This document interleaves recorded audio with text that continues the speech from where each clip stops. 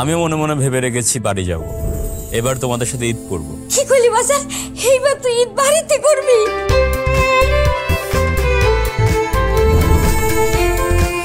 গ্রামে ঈদ করবো মানে? আরে আমারও তো একটা প্ল্যান থাকতে পারে, একটা মতামত থাকতে পারে।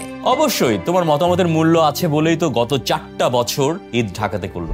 বড় এমন এক জাতি, ওদেরকে সত্য কথা বলবেন ওরা বিশ্বাস করবে না, আর মিথ্যে কথাটা অনায়াসে বিশ্বাস করে ফেলবে। পৃথিবী উল্টে গেল, তোমার খাবার তুমি ঠিকই সময় মতো খেয়ে নেবে। তুমি তো সব জানতে শমশের।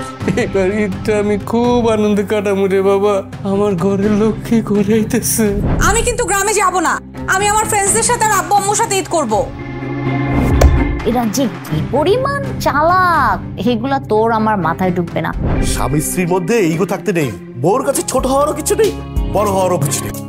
থাকে না কিছু কথা আমাদের মাঝে, পাথরে চাপা পড়ে। থাকে না কিছু কথা আমাদের মাঝে। ওরা শহরের ধনী মানুষ, গ্রামে আসলে তো পায়ে কাদা লাগবো। পুরুষ মানুষকে পলিটিক্স করে নিজের করে রাখতে হয়। আমি যদি পলিটিক্স না করতাম তাহলে কি এরকম আমার কথাই চলতো? তোমার জামাই নাকি তোমাকে বাসা থেকে বের করে দিয়েছিল। পানি আছে, পানি খাবে?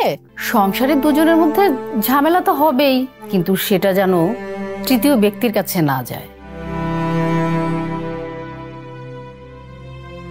এই শহর, এই সংসার আর আমার না, চলে যাচ্ছি সব ছেড়ে।